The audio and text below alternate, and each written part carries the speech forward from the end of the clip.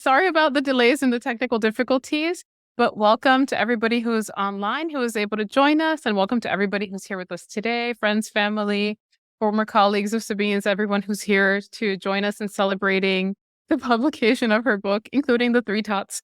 So welcome. We're here for a book talk. We're here to learn, to eat, to share, and to just discuss and celebrate Sabine Dantus, our author of Empathy by Design. So I'm going to leave this for her. She's going to tell you all the details and fill you in on her story, her journey with this book.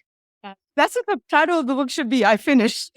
I've been trying to write this book for a few years now. I have to shout out my peeps at Lynn University for, giving me especially Amy Filiatro, which was my library director, who gave me like the leeway and the I guess I would say she just gave me the green light to just do a lot of my ideas. So a lot of the ideas that are in this book was born out of the things that I did at Lynn University.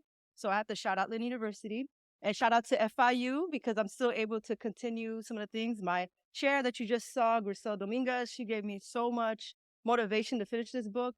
I had to restart the book when I came to FIU 2 years ago because couldn't even write it. I mean, honestly, the book was being written during a pandemic with two kids at the time. Now I have three. And so trying to finish this book with three kids, I'm a doctoral student, and trying to finish a doctorate is the hardest thing I've ever tried to undertake. It's even harder than having children, I think. But just a combination of the book and the doctorate is very difficult. But I wrote this book because I want to just talk about that. Let's just talk about that for a moment. Hey, Cedric. Yeah. Okay, it's my son, Cedric, the last one. Okay. So I wrote this book because someone long time ago asked me, like, how are you getting people to come to your events? How do you do this? And I was like, yeah, I don't know how I'm doing this. I really don't know. I'm just doing what comes natural. And so what ended up happening was 2 semesters later, after that question, I kept pondering it. It kept coming back every now and then. But why did I come up with these ideas and things like that? It's all based off of empathy. And so some of the biggest things that came off of that was me creating like personas for user personas for some of our students. So anyway, so I just wanted to create something that I could synthesize into a book, and other people can use this in their libraries and maybe nonprofits and education and things like that. So this is for primarily libraries, but I feel like it can be applied to a lot of other areas as well. So I don't have much more to say. Any questions from the audience or? What is the book about?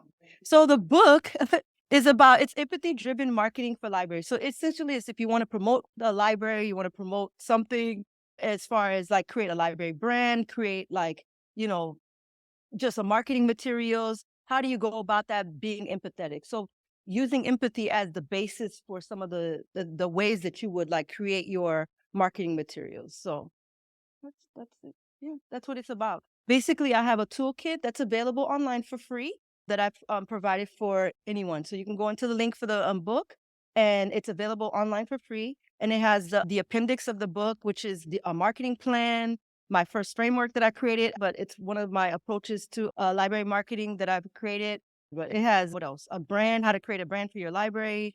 And it's just something that I shared with people for free because I really thought that would be something a lot of people would be able to use because I needed it and I didn't have it.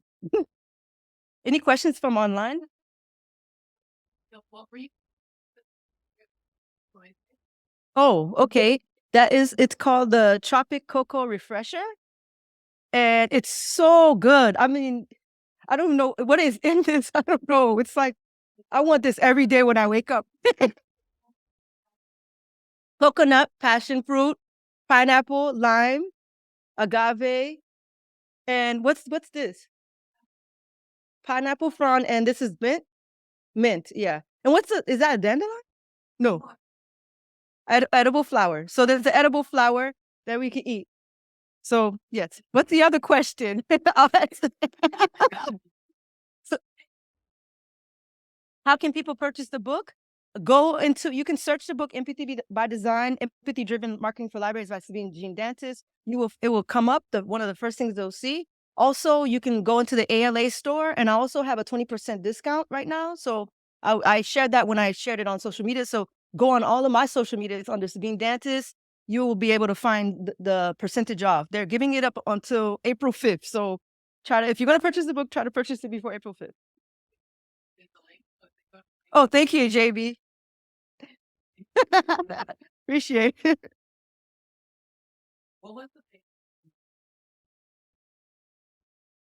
Oh my goodness. There's so many lessons I learned. Okay, so they asked me what was the biggest lesson that I learned. I think the biggest lesson is that not to only have empathy for other people, but I have empathy for myself. Because I'm very like people focused. Like I'll help you to the point of exhaustion. And even to my own children. And I realize some of the things that my husband's always telling me to focus on yourself first. Try to focus on yourself, self-care first, which is, focus on all the different dimensions of your life, not just one thing where you're intellectually stimulated, but you're not, getting up, you're not walking, you're not taking care of yourself, you're not taking a breather. Another thing that happened is that awesome chair, Grisel. I'm going to keep shouting out Grisel because Grisel gave me a lot of like spaces. Take a break. Don't run. Don't go running into so many things, so many ideas so fast. Just take it slow. And you need a boss like that. You need someone who has empathy for you. And then once they have empathy for you, you start to have empathy for yourself. So I'm not going to cry. Anyway. Thank you.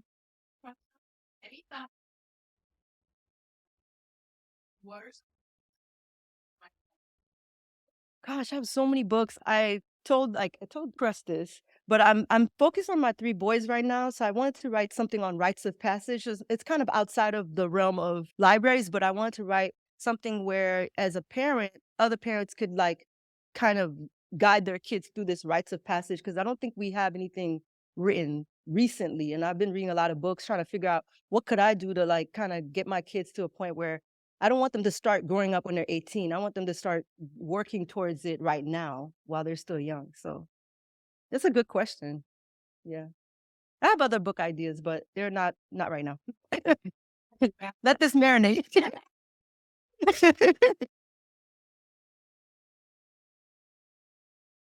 Any questions in the audience? Okay. The way at first when I was writing the book, I was trying to compartmentalize it and say, in academic libraries you could do this, and in public libraries you could do that. But I realized that wasn't the way to go. It's just there's really no technique. You can use the same things you're using, you just scale it down. Academic libraries tend to be a little bit smaller in the way we do things because there's a niche, for those things. But public library, anybody could walk in. It could be from 100 to, 0, walk into the library. And so it's not that I don't think you should look at this or look at marketing as this is how you market public libraries. Now, there are some libraries that require a certain type of marketing, but it's no different. And someone else might have an opinion, but I feel like there's a lot of different things you can do, especially, well, public libraries, of course, let's just talk about it's more expansive. Like there's more people, but in the academic world, it's more student based and things like that. So you have to do things that the students like. Another question.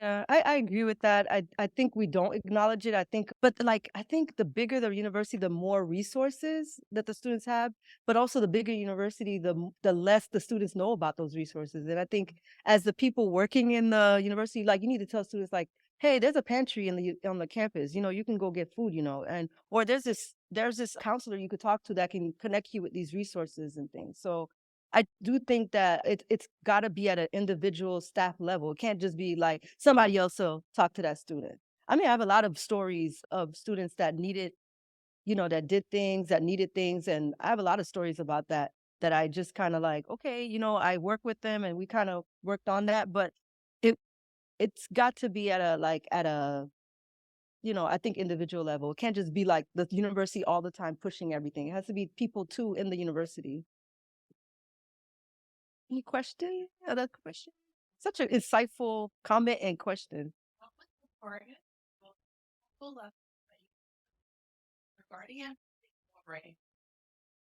Gosh, the hardest lesson. That's a good question. don't know if I can come up with it right now. I guess the hardest lesson is like it was the hardest lesson was, like I said earlier, was it was hard for me to just extend empathy to myself. I don't know why. I just couldn't do it.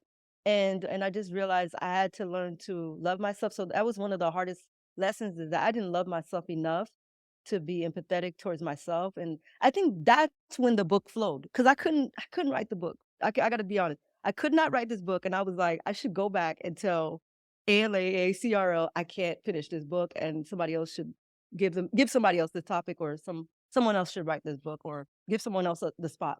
But I realized like I needed to get to a place where I cared about myself for my own personal well-being, and that prioritizing that is, going to therapy, being honest. I'm gonna tell you, go to therapy if you need it, if you prioritize your mental wellness like that. Talk to the people that care about you, and tell them how you're feeling and stuff. And that's what I was able to do. Did I answer that question? I don't know.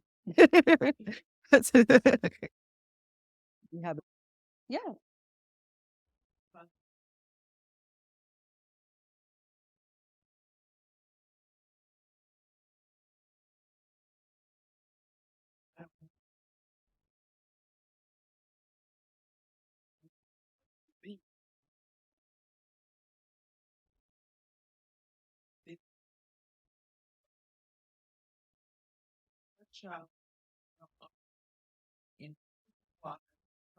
Glad you asked that. I did mention that. I do mention that in other things that I've written. I mentioned this a lot.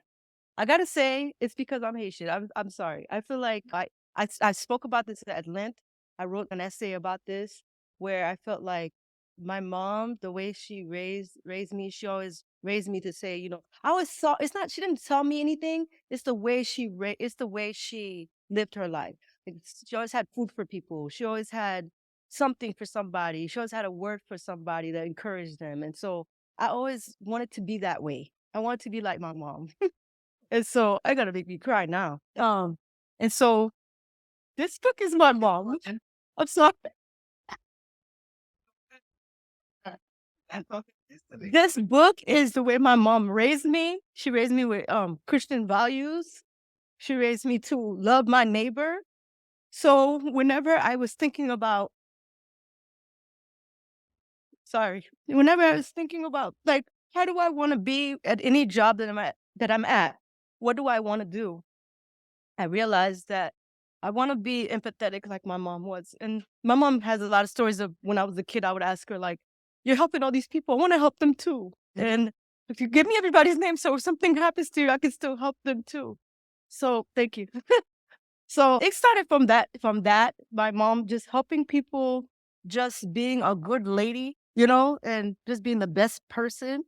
And she probably embarrassed that I'm crying about this, but I appreciate my mom. She's the one who kind of imbued this in me. And also just understanding my where I come from, where I'm from, understanding where I'm from, what I'm a part of, the greater history of my Haitian culture, which we are fighters. We are people that fight for one another. We're people that fight for what's right, And so that's something that I wanted to put into this book, and to anything I've written in the past couple of years. It's been about that. Thank you. Sunny. I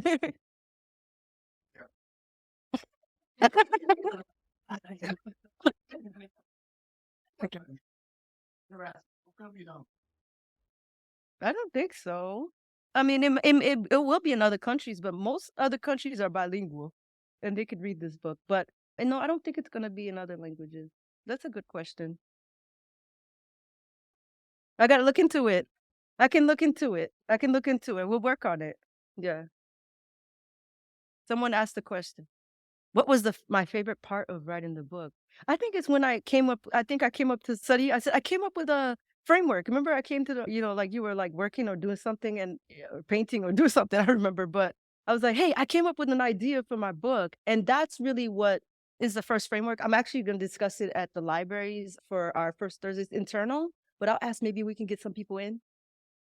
Okay, I can share those links. So it's the first framework. That's what got me excited about the book. And once I got a framework together for people could follow, like a prescriptive framework, I was like, yeah, now I'm excited to write this book. And so it's in the middle of the book. It's like right smack dab in the middle, but it really was the beginning of my book.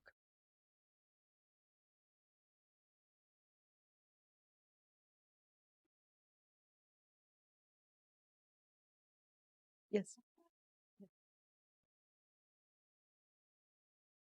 Oh, my goodness. I've done all kinds of stuff, but the main thing with academic libraries putting activities together is to do things that connect to the curriculum. You don't want to do things outside of the curriculum or outside of your liaison area, especially, it's just not, you're going to have to collaborate. If you're going to do that, you're going to have to collaborate. But some of the things we do put together are, things that are just extending the learning. So it could be like a workshop, it could be something fun. I know I love just for fun stuff. Everybody knows that. I just love stuff that's just for fun, and Edward does too. He kind of has that attitude. Like we just want to do things just for fun, especially at BBC. We just do things just for fun, not because we're trying to sell something or say, "Hey, use the library." We just want you to eat something, go back to class, go study. Go upstairs and go study and stuff. Yeah. Any questions online? That's a good question.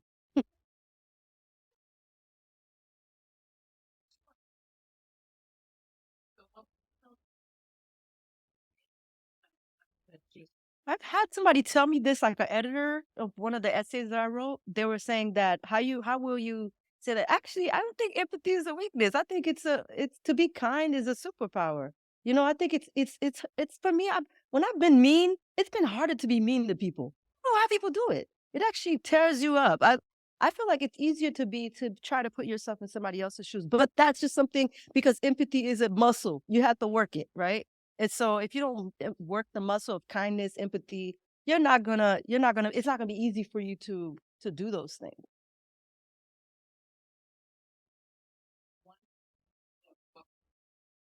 Right. I would have done more on outreach, but I was like, it was too much. Like it was just too much. I would have done more on the outreach side because there are some things that you do have to do. Like you have to make it's a people relations. Like you have to talk to people. You have to go and, like there are things you have to do on the back end to create these things. You can't just like think, oh, we'll build it, they'll come. You have to talk to people. Like you have to collaborate with other departments. And luckily, we've been able to collaborate this year with other departments. Any questions from the audience? Yes. Yes.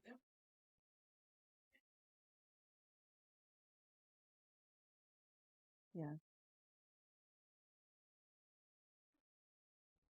Yeah. I think when I thought of that, I thought of the title before I finished the book or even started the book.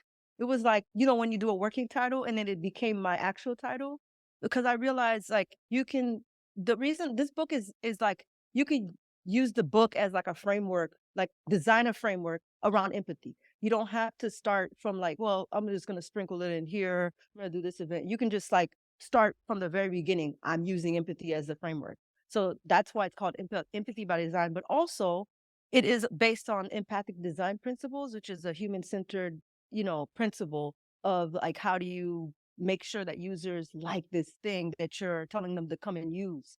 And so I wanted to use human centered principles, not the same things like design thinking. Design thinking isn't here as a brainstorming strategy, but I didn't want to like centered around that, but just human centered design of marketing and promotion and outreach.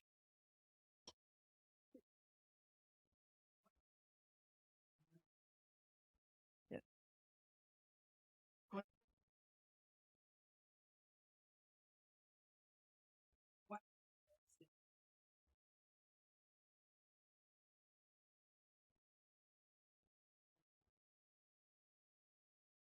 Hmm. One of the biggest messages that is not hidden, but it's not something I speak towards because of the laws right now with Florida and things like that. With as an educator, you can't really speak on DEI. But my main reason why the book came out is because of diversity, equity, and inclusion. And I'm not scared to say it. I know it's a three-letter word. I'm gonna measure my words here. But the biggest thing is that empathy for your students or kindness for your patrons or users, whoever's coming to your business, whatever, is actually something that is a DEI centered thing. And I think some of the things you can get from that is that it would empower someone to kind of like use a DEI principle. But it's DEI. DEI is actually something I touch upon like in the very beginning. And I give a lot of like, things that you can actually do. Like, how do you use that? How do you understand the pain points and needs of your users? What emotions your services invoke in people? Like, those are things that people, I just want people to kind of understand that people are using their emotions to come and use your whatever the service is. And, there's a lot of things that I've mentioned here, but I believe that it's part also one of the biggest things I will say is that it is good for mission alignment. Like every institution has a mission. And if you use empathy and align it with that, I think you'll find that you'll just get people coming through the door. I don't know. You tell me. Whoever's worked with me, you can tell me. So anyway, any questions online? A fun question, I hope. Oh my gosh. Grisel's probably better at this. Grisel actually is a writer. My chair's a writer, but I'll talk about myself. I think for a new, you have to find something you like. I think the reason I was able to write this book, this is not something I wanted to. I like writing. I always liked writing. I was always very good at writing. I minored in English. I loved writing, but I realized that I didn't have any ideas. And if you don't, you have to brainstorm and jot things down. What keeps coming up? What's something that you're passionate about? You can write a whole book about it. You can write a whole book on something you're passionate about. I happen to be passionate about empathy, and I found some principles that would help someone kind of like apply it to their work. But you can find something else. Like right now, my next thing is like, okay, I like my kids, and I love my kids actually, and I want to do something that will, allow them to grow up and really have more, rites of passage. So that's something I'm studying right now. So it's stuff I'm interested in. So that's the best thing. And also write every day. Write for an hour. Give yourself an hour. One of the biggest things that I did was I wrote I scheduled a time frame between 12 and 1, and I wrote every single time. And sometimes I didn't write anything. Sometimes it was just a title of the chapter. And I'm sitting there like looking at the title, like, what am I going to say? So you can do that and just, no, that's my advice is to schedule time. Somebody told me this, and it is easier said than done, but make the time to actually say, I'm going to sit here and write this every day. And once you'll see that the time you'll just, every time you have free time, you'll just be writing. You'll just be writing. So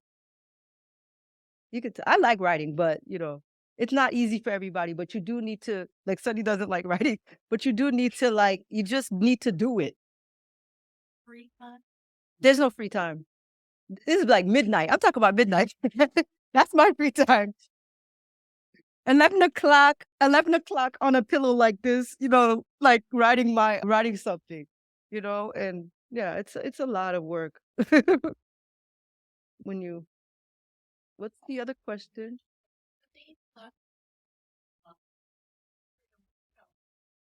Oh, okay. I like that. That's a very interesting. I like that question. Yeah, I like that question. Like, let me think about that. A workout plan for empathy. Gosh, start small. Start in your circle. That's number one. Start extending kindness to the people in your area. Like, you don't have to go and do it for a stranger. Do it for the family, the person, the people you have in your house, at work. Like just saying hi to people. Like being okay with not somebody might not say hi back. Like it's okay. It's not like a slight. People are going through things, and having that empathy for that, that's another thing. I don't have this is a very interesting question. It's something I want to explore deeper.